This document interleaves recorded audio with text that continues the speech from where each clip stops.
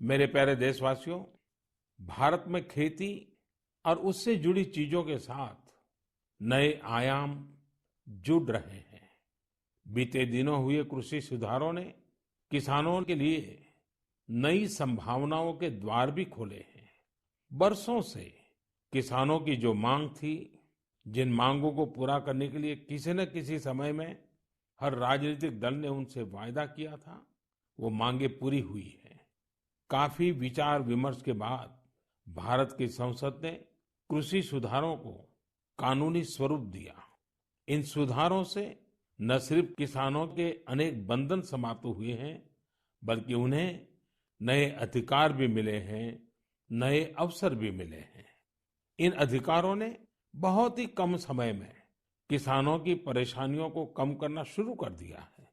महाराष्ट्र के धुले जिले के किसान जितेंद्र भोईजी ने नए कृषि कानूनों का इस्तेमाल कैसे किया, ये आपको भी जानना चाहिए। जितेंद्र भोईजी ने मक्के की खेती की थी और सही दामों के लिए उसे व्यापारियों को बेचना तय किया। फसल की कुल कीमत तय हुई करीब 3,32,000 रुपये। जितेंद्र भोई को 25,000 रुपये एडवांस भी मिल गए थे। तय ये हुआ था कि बाकी का पैसा उन्हें 15 दिन में चुका दिया जाएगा। लेकिन बाद में परिस्थितियां ऐसी बनी कि उन्हें बाकी का पेमेंट नहीं मिला।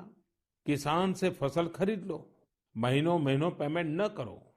संभवतः मक्का खरीदने वाले बरसों से चली आ रही उसी परंपरा को निभा रहे थे। इसी तरह 4 महीने तक जितेंद्र जी का पेमेंट नहीं हुआ। इस स्थिति में उनकी मदद की सितंबर में जो पास हुए हैं, जो नए कृषि कानून बने हैं, वो उनके काम आए।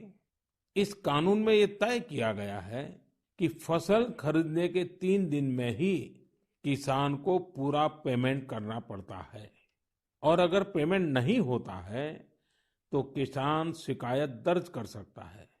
कानून में एक और बहुत बड़ी बात है। इस कानून में ये प्रावधान किया गया है कि क्षेत्र के एसडीएम को 1 महीने के भीतर ही किसान की शिकायत का निपटारा करना होगा। अब जब ऐसे कानून की ताकत हमारे किसान भाई के पास थी, तो उनकी समस्या का समाधान तो होना ही था। उन्होंने शिकायत की और चंद ही दिन में उनका बकाया चुका दिया गया।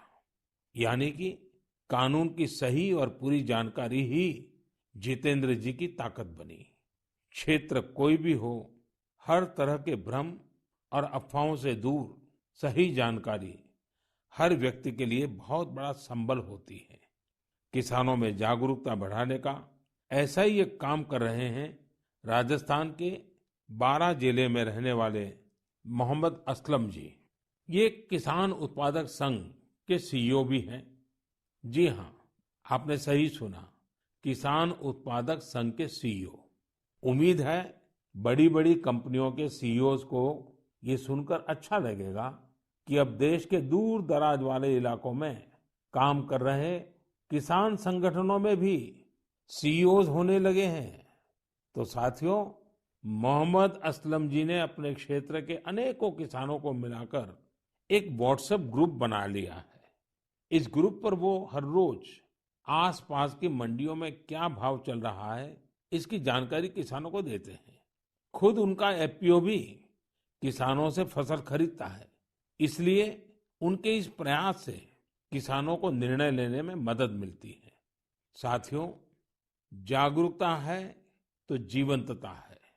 अपनी जागरूकता से हजारों लोगों का जीवन प्रभावित करने वाले एक कृषि उद्यमी श्री वीरेंद्र यादव जी हैं।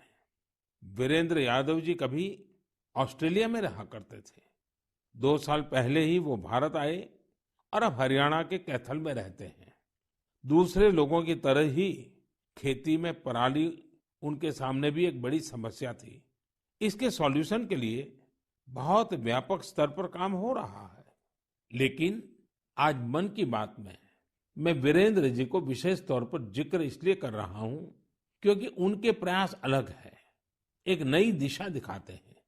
पराली का समाधान करने के लिए वीरेंद्र जी ने पुआल की गांठ बनाने वाली स्ट्रॉ बेलर मशीन खरीदी। इसके लिए उन्हें कृषि विभाग से आर्थिक मदद भी मिली। इस मशीन से उन्होंने पराली के गट्ठे बनाना शुरू कर दिया। गट्ठे बनाने के बाद उन्होंने पराली को एग्रो एनर्जी प्लांट और पेपर मिल को बेच दिया। आप जानकर हैरान रह जाएंगे कि वीरेंद्र जी ने पराली से सिर्फ 2 साल में 1.5 करोड़ रुपए से ज्यादा का व्यापार किया है और उसमें भी लगभग 50 लाख रुपए मुनाफा कमाया है।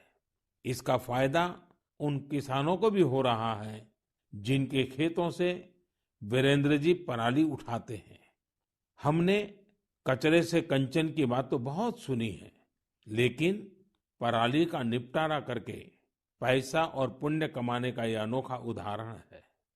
मेरा नौजवानों, विशेषकर कृषि की पढ़ाई कर रहे लाखों विद्यार्थियों से आग्रह है कि वो अपने आसपास के गांवों में जाकर किसानों को आधुनिक कृषि के बारे में, हाल में हुए कृषि सुधारों के बारे में जागरूक करें।